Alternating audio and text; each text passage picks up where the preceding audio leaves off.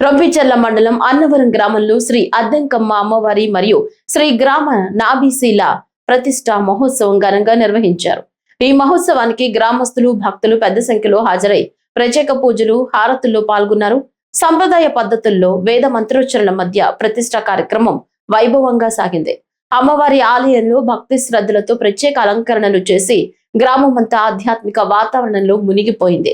గ్రామ దేవత ఆశీస్సులతో గ్రామాభివృద్ధి, ప్రజల శ్రేయస్సు కలగాలని భక్తులు ప్రార్థించారు. ఈ ప్రతిష్ఠా మహోత్సవం అన్నవరం గ్రామానికి ప్రత్యేక గుర్తింపుగా నిలిచింది.